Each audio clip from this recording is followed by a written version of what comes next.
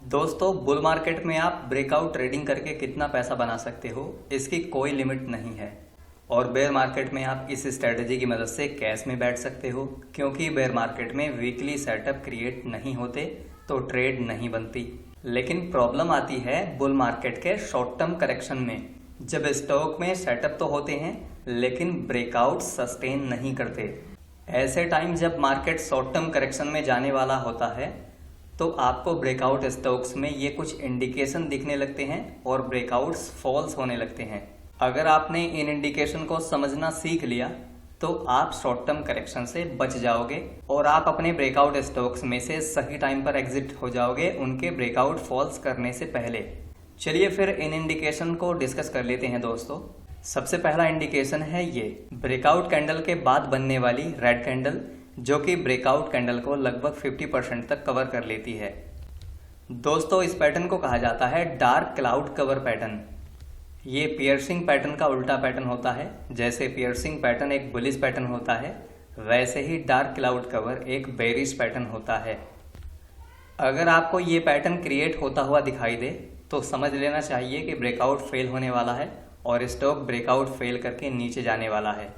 दोस्तों, दूसरी तरह का इंडिकेशन होता है नॉट परफॉर्म्ड आफ्टर ब्रेकआउट।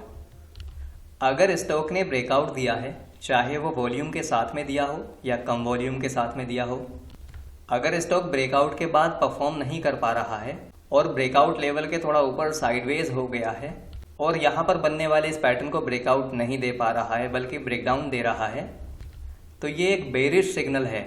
इसका मतलब ये है कि जिन्होंने निचले लेवल पर बाइंग की थी उन्होंने ऊपर के लेवल पर प्रॉफिट बुकिंग की है और अब ब्रेकडाउन देकर स्टॉक नीचे जा रहा है, ब्रेकआउट फॉल्स करने वाला है। तो ऐसे टाइम पर भी आपको स्टॉक में से एग्जिट के लिए प्लान करना चाहिए। दोस्तों, तीसरा इंडिकेशन है shooting star candlestick pattern after breakout. अगर आपको ब्रेकआउट कैंडल के बाद ब्रेकआउट कैंडल के ऊपर एक स्मॉल या एक बड़ी रिवर्सल हैमर कैंडल देखने के लिए मिले तो इसको एक शूटिंग स्टार कैंडलस्टिक पैटर्न कहा जाता है। ये एक बेरिश पैटर्न होता है, बेरिश इंडिकेशन होता है। इसका मतलब ये होता है कि स्टॉक ब्रेकआउट फॉल्स करके नीचे जाने वाला है। मैक्सिमम चांस होते हैं कि स्टॉक यहाँ पर ब्रेकआउट फॉल्स करेगा। तो अगर आपको इस तरह का पैटर्न फॉर्म होता हुआ दिखाई दे, स्टॉक इस तरह का इंडिकेशन दे, तो आपको कम से कम 50% पोजीशन बुक करनी चाहिए और बाकी में अपना स्टॉप लॉस ट्रेल करना चाहिए। दोस्तों, चौथा इंडिकेशन होता है बेरिश एंगल्फिंग कैंडलस्टिक पैटर्न। अगर ब्रेकआउट कैंडल के बाद आपको एक रेड कैंडल दिखाई दे जो कि ब्रेकआउट कैंडल को पूरे तरीके से कवर कर ले, तो हम इसको बेरिश एंगल्फिंग कैंडलस्टिक पैटर्न कहते हैं, जो कि एक बेरिश पैटर्न होता है। इसका मतलब ये होता है कि ब्रेकआउट फॉल्स हो चुका है और स्टॉक यहाँ से नीचे जाने वाला है।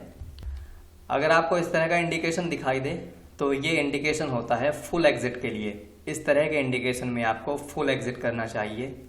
अगला इंडिकेशन होता है रिवर्सल। दोस्तों, रिवर्सल में दो सिचुएशन हो सकती हैं। एक तो ये कि स्टॉक ने ब्रेकआउट दिया और वो रिवर्सल देकर नीचे आ गया, सपोर्ट लेवल को नीचे की तरफ तोड़ दिया और ब्रेकआउट फॉल्स कर दिया। दूसरी सिचुएशन हो सकती है कि रिवर्सल के बाद में सपोर्ट लेवल से उसमें रिटेस्टिंग हुई और स्टॉक यहाँ से ऊपर जाना स्टार्ट कर सकता है। तो जो रिवर्सल होता है ये क्लियर इंडिकेशन नहीं होता कि ब्रेकआउट फॉल्स होगा ही होगा। ये इंडिकेशन होता है कि स्टॉक यहाँ पर फॉल्स भी कर सकता है और रीटेस्टिंग भी कर सकता है सपोर्ट लेवल की। तो अगर आपको ब्रेकआउट के बाद रिवर्सल दिखाई दे देन आप 50% एग्जिट ले सकते हो। बाकी में आप वेट कर सकते हो कि रीटेस्टिंग होगी या ब्रेकआउट फॉल्स होगा। अगर ब्रेकआउट फॉल्स हो जाए तो आप फुल पोजीशन एग्जिट कर सकते हो। अगर रीटेस्टिंग हो तो आप एवरेज अप कर सकते हो। अब अगला इंडिकेशन है सेकंड कैंडल बुलिश। ये कोई ब्रेकआउट फेलियर का इंडिकेशन नहीं है, ये कंफर्म्ड अप ट्रेंड का इंडिकेशन होता है। अगर ब्रेकआउट कैंडल के बाद अगली कैंडल बुलिश बन रही है, उसके बाद की कैंडल चाहे बेरिश हो या बुलिश हो या नॉर्मल हो, मैक्सिमम टाइम स्टॉक ऊपर जाता है। ये एक बुलिश सिग्नल होता है। कभी कभार इसमें इस तरीके से रिटेस्टिंग हो सकती है, कभी कभार नहीं भी हो सकती। कभी कभी थोड़ा ज़्यादा ऊपर जाने के बाद में साइडवेज होता है, सेटअप क्रिएट करता है, वापस ऊपर जाता है। कभी कभी थोड़ा सा नीचे आकर higher high higher low create करते हुए ऊपर जाता है। तो अगर आपको इस तरह का इंडिकेशन दिख रहा है स्टॉक में ब्रेकआउट के बाद में, तो ये सिंपल इंडिकेशन है कि आपको स्टॉक को होल्ड करना चाहिए और अपनी पोजीशन को बढ़ाना चाहिए। चलिए एक बार से रिपीट कर लेता हूँ सारे इंडिकेशन को।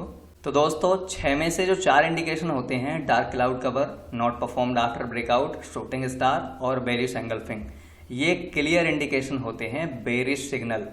इनके बाद मैक्सिमम टाइम ब्रेकआउट फॉल्स होता है। जो रिवर्सल वाला इंडिकेशन है उसमें ब्रेकआउट फॉल्स भी हो सकता है और स्टॉक रीटेस्ट करके वापस ऊपर भी जा सकता है। अगर स्टॉक में सेकंड कैंडल बुलिश हो तो ये बुलिश सिग्नल होता है, इसका मतलब यहाँ से स्टॉक ऊपर ही जाएगा, मैक्सिमम चांस होते हैं। अगर आपको ब्रेकआउट के बाद ऊपर वाले 3 सिग्नल दिखाई दें तो आपको कम से कम 50% पोजीशन काट देनी चाहिए। बाकी में आप वेट कर सकते हैं ब्रेकआउट फेलियर का, या फिर आप अपना स्टॉप लॉस ट्रेल कर सकते हैं। अगर आपको चौथा इंडिकेशन दिखाई दे तो ये फुल एग्जिट का इंडिकेशन होता है। अगर रिवर्सल इंडिकेशन दिखाई दे तो इसमें आप 50% पोजीशन काट सकते हो, बाकी में वेट कर सकते हो कि रिटेस्टिंग होगी या फिर ब्रेकआउट फॉल्स होगा। अब यहाँ पर ध्यान देने वाली बात ये है कि ये जो सिग्नल होते हैं दोस्तों, पांचों सिग्नल, ये आपको केवल और केवल बेरिश मार्केट या फिर साइडवेज मार्केट में देखने के लिए मिलते हैं। बुलिश मार्केट में ब्रेकआउट इस तरीके से सेकेंड कैंडल बुलिश क्रिएट करते हैं और ऊपर जाते हैं। सो अगर आपको इस तरह के सिग्नल दिखाई दे रहे हैं, आपको समझना चाहिए कि मार्केट उस टाइम पर उतना बढ़िया नहीं है ट्रेडिंग के लिए। आपको थोड़ा सा वेट कर लेना चाहिए, जब मार्केट अच्छा हो जाए तब आप ट्रेडिंग कर सकते हैं। सो ये हैं वो 5 सिग्नल जो कि इंडिकेट करते हैं कि ब्रेकआउट फेल होने वाला है। मैक्सिमम चांस होते हैं कि ब्रेकआउट फेल हो जाएगा।